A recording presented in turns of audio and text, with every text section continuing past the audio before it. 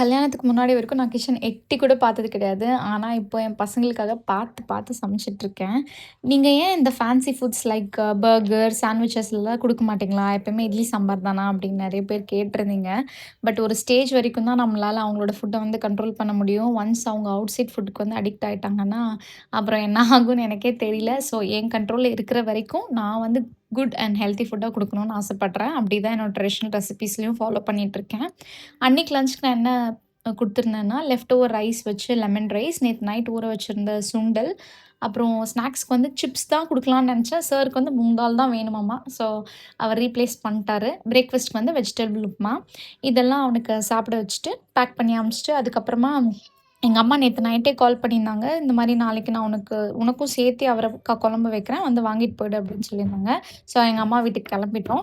எங்க அம்மா வந்து குழம்போட சேர்த்தி பீல் பண்ண கார்லிக், அப்புறம் சின்ன வெங்காயம் இதெல்லாம் குடுத்து விட்டுருந்தாங்க. எங்க அம்மா இல்லன்னா நான் என்ன ஆவேன்னு எனக்கே தெரியல. ஆஸ் அ வொர்க்கிங் மாமா எங்க அம்மா வந்து என்னோட பேக் போன் சப்போர்ட். சப்போஸ் எனக்கு நெறைய வொர்க் இருந்துச்சுன்னா, என் குழந்தைய கூட பார்த்துப்பாங்க. I love my mom.